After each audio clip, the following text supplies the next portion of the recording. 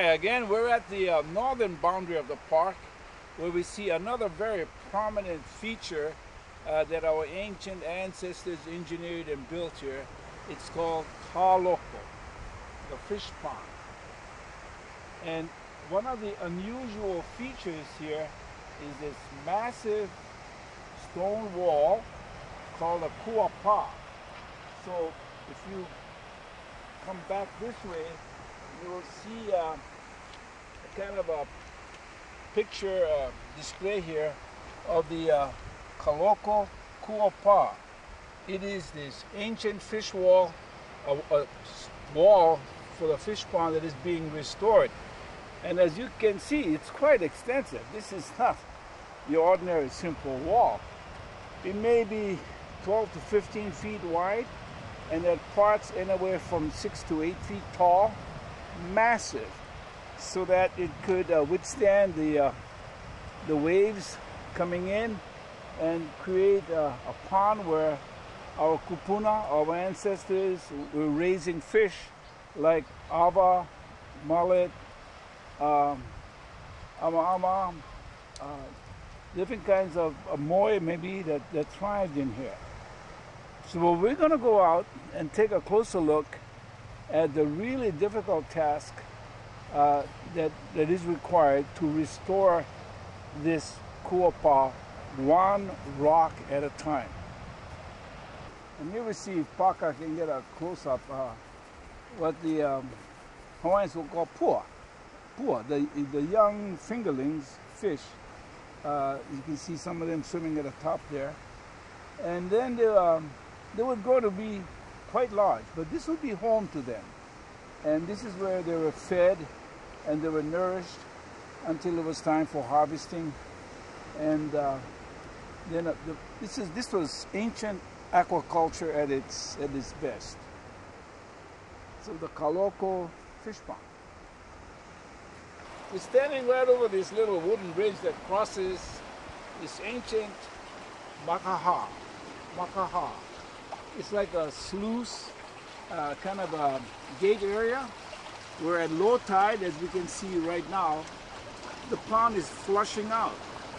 It's flushing out quite nicely, keeping the pond clean. And this was also an area where they would catch the fish by putting in a gate, right, perhaps like where we're standing, and another gate at the other entrance.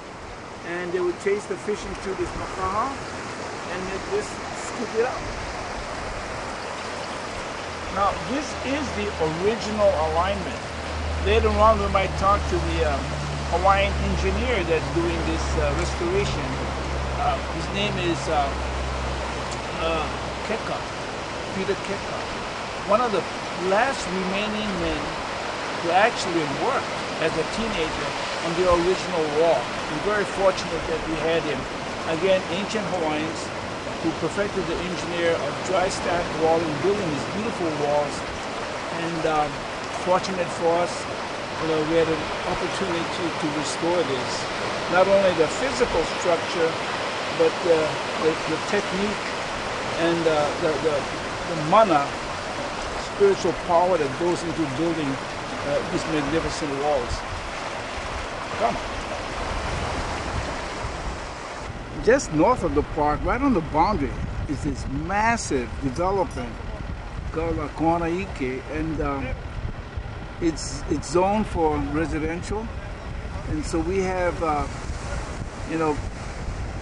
these houses going to be bordering right up against the park. You can see some of the kind of planting that is trying to screen that. And if Paka can span to the right a little bit, you will see that this park is almost entirely surrounded by urban and commercial development. So we're very, very concerned about how all the runoff and the wastewater management might be affecting the quality of this pond.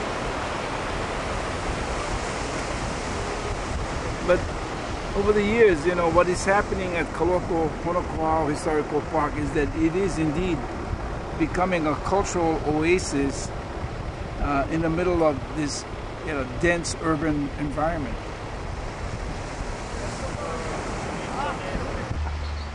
You know, I was fortunate enough to be one of the 14 members of the original commission, advisory commission, and when we felt the spirit of this place, we were really compelled to try to save it not for recreation, but really as a place where Hawaiians could recreate their culture. And we were kind of skeptical about whether or not the Department of Interior or anybody was going to take us seriously, or whether or not, if it became a park, it would indeed have as an essence the spirit of the park and a place to recreate our culture. So, in our final report, to the Department of Interior, we included certain elements that will help to assure that the park would forever be dedicated to the purposes of recreating Hawaiian culture. And we said several things. Number one, that the park should always have an advisory group made of Native Hawaiians to assist in the development and the work of the park. Number two, we said and recommended that the park should forever be managed by qualified Native Hawaiian administrators and management, that there would be part Hawaiians managing the park. And if there were not eligible part Hawaiians, that there would be training programs to assist Hawaiians, Native Hawaiians, to become eligible to be park superintendents. And the third thing that we did, which we felt was very critical, that there would be created within the park what we called a cultural live-in center, a place where Native Hawaiians could come and immerse themselves for periods of time and become actively involved in activities that occurred here hundreds of years ago. So they would once again renew their spirit, renew themselves, regain the mana of this very special place.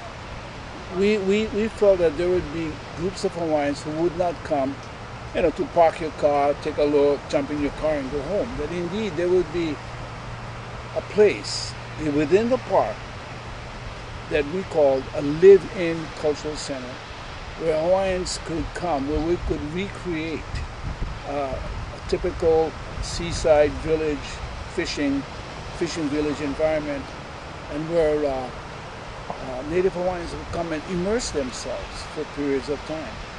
So these were elements that we put into the recommendations to the Department of Interior, which we felt would help to assure that what we envisioned for the park would indeed be carried out and implemented. And fortunately for us, it was. So within the enabling legislation that created the park in 1978, Congress did say that the park should be managed and administered in accordance with the general recommendations and concepts that were written by our advisory commission.